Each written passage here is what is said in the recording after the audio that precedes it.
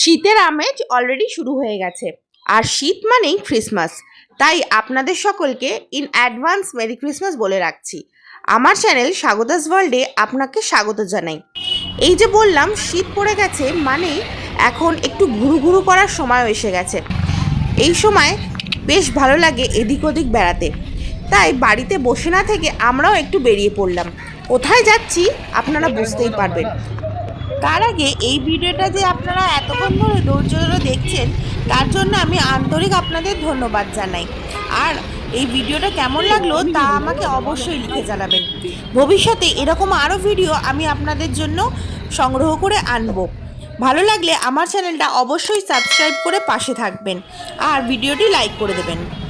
এই দেখুন, বুঝতেই তো পেরে গেছেন আমরা কোথায় এসেছি। আমরা এসেছি দক্ষিণেশ্বর। হ্যাঁ, আমাদের একটু বিকেল হয়ে গেছিলো, আর একটু সকালে বেরোলে ভালো হতো, কিন্তু বুঝতেই তো পারছেন একটা দুষ্টু বাচ্চা থাকলে সারাদিন ওকে ম্যানেজ করে আসা একটু দুষ্করই হয়ে ওঠে। যাই হোক, ওকে আমরা নিয়ে একটা ক্যাবে করে চলে এলাম দক্ষিণেশ্বর।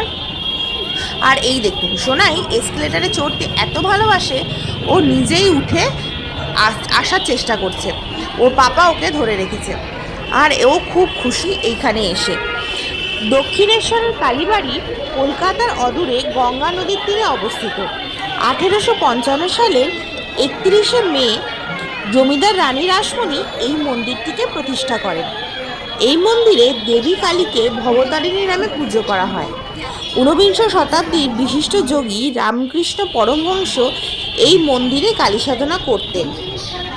কথিত আছে, রানী রাসমণি দেবীর কালীর স্বপ্নাদেশে পেয়েই এই মন্দির প্রতিষ্ঠা করেন। এই মন্দির প্রতিষ্ঠাকালে রামকৃষ্ণ পরমহংস দাদা রামকুমার চট্টোপাধ্যায়কে রানী প্রভূত সাহায্য করেছিলেন। রামকুমারী ছিলেন এই মন্দিরের প্রথম ও প্রধান পুরোহিত। পরবর্তীকালে পরমহংস কিশোর রামকৃষ্ণই এই মন্দিরের পূজার ভার গ্রহণ করেন। এই মন্দিরের কিন্তু দেখতে পাবেন একদম ভোল পাল্টে গেছে। আগে এই মন্দিরটা এরকম সুবিশিষ্ট সুন্দর ছিল না। এখন আমাদের মাননীয় মুখ্যমন্ত্রী মমতা বন্দ্যোপাধ্যায় এই জায়গাটাকে এরকম করে দিয়েছেন। বেশ কিছু বছর হলো এই এই মন্দিরে প্রবেশ করার এই একটা স্কাইওয়াকও করে দিয়েছেন তিনি। আর দোকানগুলো যেখানে এলোমেলোভাবে ছড়িয়ে ছিটিয়ে থাকতো, সেখানে এই স্কাইওয়াকের এরকমই দোকান করে দিয়েছেন। সব অনেক খেলনার দোকান আছে, আচার সেন্টার দেখতে পাচ্ছেন, ডালা আছে, বিভিন্ন স্টল আছে। কয়েকটা স্টল দেখলাম বন্ধ ছিল। বেশ একটা সুন্দর একটা ব্যবস্থা আমি দেখতে পেলাম। এরাই সবাই ডালার জন্য বলছিল। ডালা ছাড়াও শাখা পলা, ঠাকুরের বিভিন্ন জিনিস, বাসনপত্র, ধূপ দেওয়ার জিনিস, ছোট ছোট বাচ্চাদের খেলনা থেকে আরম্ভ করে সমস্ত সামগ্রীর দোকান এখানে আপনারা দেখতে পাবেন। এখানে অনেকগুলো, প্রায় 137টার মতন এই লেনে দোকান ছিল। আর এই দোকানগুলো কিছু কিছু বন্ধ দেখলাম, মানে হয়তো কেউ খোলেনি, মানে এই দোকানগুলো অ্যালাউড করা হয়নি। আগে এই দোকানগুলো এদিক ওদিক ছড়িয়ে ছিটিয়ে থাকতো, কিন্তু এটা বেশ ভালো ব্যবস্থা হয়েছে ওনার দ্বারা। আর এই স্কাইওয়াকটাও বেশ সুন্দর হয়েছে। এখানে কিন্তু আপনাদের স্কাইওয়াকই নিতে হবে, নাহলে এই নিচেটা বারবার অ্যানাউন্স করা হচ্ছিল আপনারা হাঁটতে পারবেন না, পথচারীদের জন্য নয়, এটা অনেক কনজেস্টেড জায়গা তো তাই। আর গাড়ি ঘোড়া চলে আসবে। আর এই দেখুন, গেট নাম্বার 2 দিয়ে বেরিয়ে আমরা স্কাইওয়াক কমপ্লিট হয়ে গেল। আমরা এসকেলেটার দিয়ে নেমে এই মন্দিরে প্রবেশ করছি। আর দেখুন, এই জিনিসগুলো এত সুন্দর করে দিয়েছে, চারিদিকে ভালো করে আলো টালো দিয়ে আপনাদের রাতেও এখানে এসে কোনো প্রবলেম হবে না। আর একবার ভিড়টা দেখবেন। আর এই দিকে ঢুকেই বাঁ দিকে এখানে পার্কিং জোন আছে। আপনারা গাড়ি নিয়ে আসলে পার্কিংয়ের এখানে ব্যবস্থা করে নিতে পারবেন। আর এখানে পাশে শৌচালয় আছে, টয়লেটও আছে পুরুষ আর মহিলাদের জন্য। বেশ ভালো ব্যবস্থা করা হয়েছে। আমরা রোববার দিন গেছিলাম, কিন্তু একটা ভিড়টা দেখুন। আচ্ছা, ওই দিকে দেখতে পাচ্ছেন ফুড প্লাজা হয়েছে। আগে কিন্তু এখানে কচুরির যে দোকানগুলো ছিল ওখানে ছিল, এখানেও এবারে গিয়ে দেখতে পারলাম ওই দোকানগুলো ওখানে শিফট করে সুন্দর করে পরপর খাবারের দোকান হয়ে গেছে আর ফুড প্লাজা করে দিয়েছে। আর এইটা তো আগেই ছিল। এখানে ভেতরে শাখা পলা, ভীষণ মানে টেকসই হয়। অনেক বছর আগে মানে বিয়ের সময় বিয়ের পরপরই আমিও এখান থেকে একবার শাঁখা কিনেছিলাম।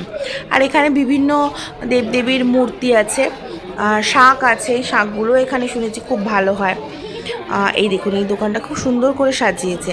এখানে শুধু এই লেনে এই রকমই দোকান পাবেন, মানে লেন ভাগ করা হয়েছে। এই দোকানগুলো পরপর এখানে ঠাকুর দেবদেবীর মূর্তি সাথে সাথে এদের ফটোও আছে। আর ওখান থেকে বেরিয়ে আমরা এই ডালা সংগ্রহশালায় এসে গেছি। এখানে আমরা যখন স্কাইওয়াক দিয়ে আসছিলাম সেখানেও অনেক ডালার দোকান আপনারা দেখতে পেয়েছেন। আর এখানেও এই পরপর লেন জুড়ে এই শুধু দুপাশে দেখতে পাবেন ডালা আছে। তো আমরা তো আর পুজো দিচ্ছিলাম না, অনেক সন্ধে করে এসেছিলাম, আর পুজো দেওয়ার মনস্কামনা ছিল না। আমরা শুধু এখানে একবার ঘুরে দেখছিলাম। আর এখানকার প্যারাটা আমার খুব ভালো লাগে, তাই জন্য দেখছিলাম কোথায় আছে। আর এই দোকানটার থেকে দেখলাম একটু প্যারা নেওয়াই যায়, বেশ পরিষ্কার পরিচ্ছন্ন মনে হলো। আর আমার মেয়ে ঢুকে একবার দোকানে কি করছে শুধু দেখুন। এই দোকানেও বেশ ডালা ঢালা রাখা ছিল দেখলাম। এই দাঁড়া দাঁড়া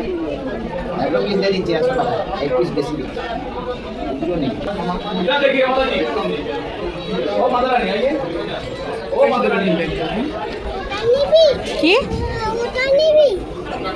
অনেক দূর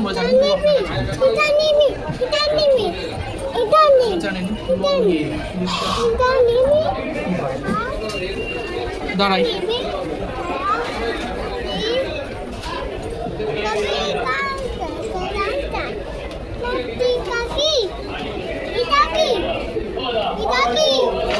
মিত্তি মিত্তি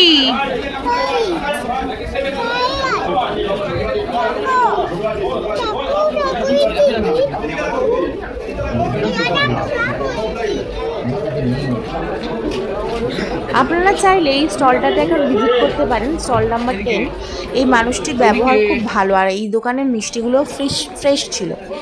আপনারা চাইলে ওখানে এসে মিষ্টি কিনতেই পারেন। বাদবাকি স্টলগুলোও খুব ভালো, খারাপ না। আচ্ছা, ওখান থেকে বেরিয়ে আমরা এই পেছন দিকটা এলাম।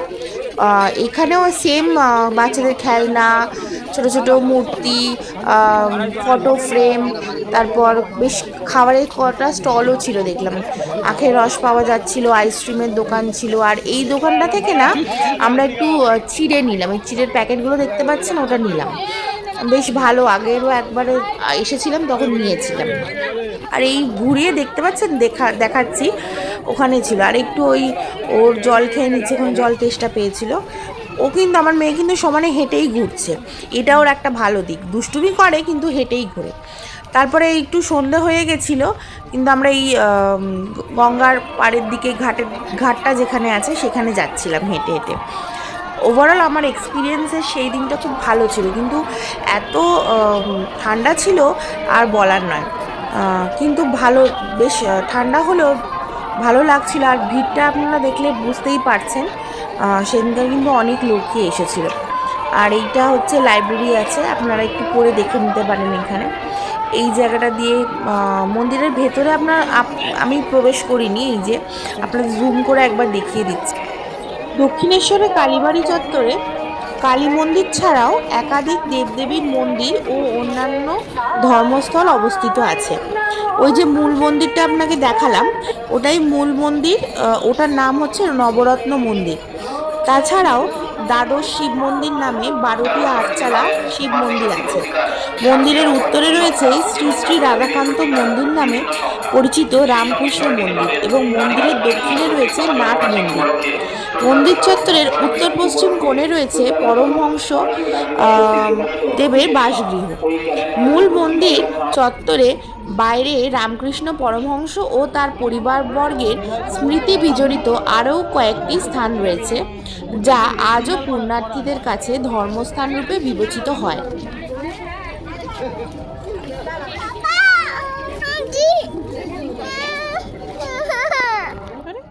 আর ওই ঘাটটা দেখেন কি সুন্দর, সকল পুণ্যার্থীরা ওখান থেকে গঙ্গা জল সংগ্রহ করছিল, আর বেশ ভালো লাগছিল। আর আমার মেয়ে দেখুন, ওখানে ওর বাবার হাত ধরবে বলে ঝামেলা করছে। এখানে কিন্তু মন্দিরের সব জায়গায় ভিডিও অ্যালাউ ছিল না, তাই আপনাদের মন্দিরের ভেতরে ভেতরে আমি ভিডিও করে দেখাতে পারলাম না। আপনারা যদি এখানে আসেন তা ঘুরে দেখবেন, সকাল সকাল চলে আসবেন, বেশ ভালো লাগবে। আমরা প্রায় মন্দিরের অনেকটা অংশই ঘুরে ফেলেছি আর বেশ ভালো লাগছে, ওয়েদারটাও দারুণ। এবার একটু খিদে মতন পেয়ে গেছিলো, তাই ওই ফুড প্লাজার দিকে এগোচ্ছি। আগে না এই চত্বরটাই, এখানেই দোকানগুলো ছিল জানেন তো, কচুরির হিঙের কচুরির দোকানগুলো। এখন দেখি ওখানে শিফট করে গেছে। এখানে পরপর ওই লেনে খুব ভালোভাবেই ওই কচুরির দোকানগুলো, এখানে শুধু কচুরি না, ভেজ, পুরোটাই ভেজের খাবারের দোকান এখানে আছে। আর একে দেখুন, হাত ছেড়ে দিতে এই দৌড়াতে আরম্ভ করেছে।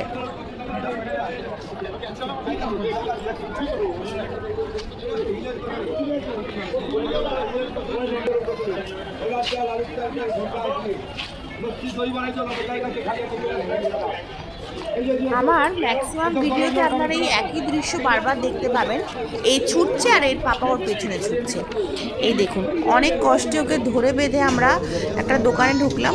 দোকানটার নাম হচ্ছে গোপাল। এই দোকানে ঢুকেছি। দোকানটা লেনের একদম লাস্টের দিকে ছিল, ফার্স্টের দোকানগুলো খুব ভিড় ছিল। আর মেনু কার্ডটা আপনারা পজ করে দেখতে পারেন।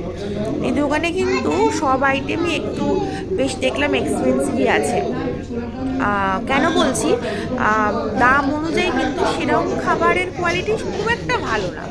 এই চাটাই নিয়েছিল 30 টাকা, আর আমরা দুটো ধোসা অর্ডার করেছিলাম। ধোসা মানে মোটামুটি ভালোই ছিল, কিন্তু মোটামুটি মানে খুব একটা ভালো না। ভেজ দোকানে যেরকম হয় খেয়েছি সেরকম নয়, ওভারঅল গুড। আচ্ছা, আপনারা এখানে এসে এই দোকানগুলোতে আসতে পারেন, ভেজ খাবারগুলো মোটামুটি ভালো। আর সেই দিনের জন্য আমরা বিদায় জানালাম দক্ষিণেশ্বরকে, এবার আমাদের ফেরার পালা। আচ্ছা, আপনাদের আর একটা জায়গা দেখিয়ে দিই। এই ফেরার পথে এটার ডান দিকে পড়বে এই গলিটা, এখানে অটো ফটো দাঁড়ানো আছে। এইখানে আগে আমরা যখন আসতাম এই গলিটা পুরো অন্ধকার ছিল, এখন দেখি অনেক লাইট ফাইট হয়ে গেছে। এখানে কটাগুলো কিছু খাবারের স্টল দেখলাম, খাবার বলতে ওই চপ ফপের দোকান, একটু ফলের দোকান, আর বাচ্চাদের খেলনার দোকান। একই স্টল, মন্দিরের চত্বরে আপনারা যা যা স্টল দেখতে পাবেন এখানেও মোরালেস ওই স্টলগুলোই ছিল। এখান থেকে পুচকির জন্য একটা ব্যাগও কিনেছি। আর এই দেখুন, গরুটা দেখে ও যাবে, ছুটে যাবে ওকে আদর করতে। অনেক কষ্টে ওকে ধরে বেঁধে নিয়ে এসছে।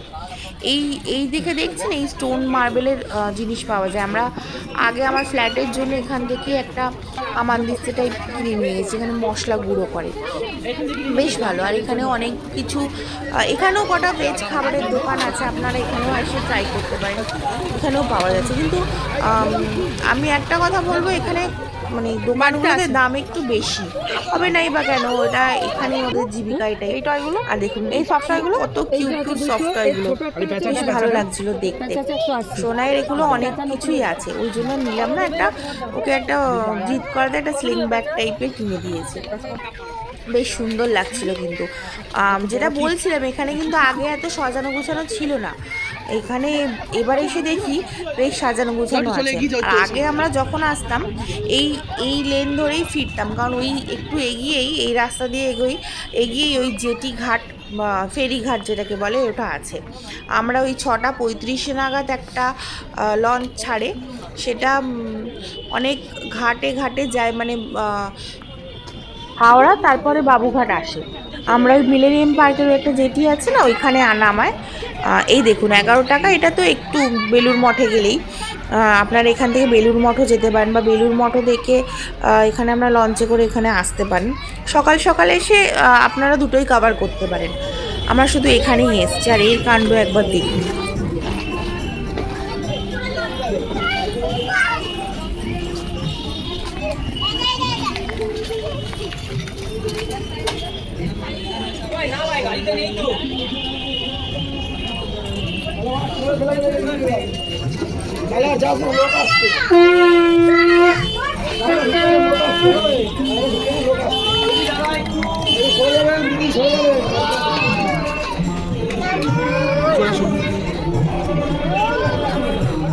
ও বন্ধু বান্ধব পেলেই একেবারে শুরু হয়ে যায়। আর ফেরার সময় আমরা তো সোনাই গিয়েছিল বলে হাওয়া লাগবে বলে লঞ্চে করে ফিরলাম না, লাস্ট লঞ্চটা ছাড়ে ওই 7:30। আর এই একটা দোকান চোখে পড়লো, দেখুন কি সুন্দর আসন করা, বা এইগুলো আপনারা যে আরাধ্য দেবদেবী বা ঠাকুর এইখানে এর উপর বসাতে পারেন। আর এই ব্যাগটা আমি ওকে কিনে দিয়েছি। সেদিনকার মতন আমাদের ঘোরা কমপ্লিট। আমরা ওখান থেকে ক্যাব পাচ্ছিলাম না বলে একটু বেরিয়ে আসছিলাম।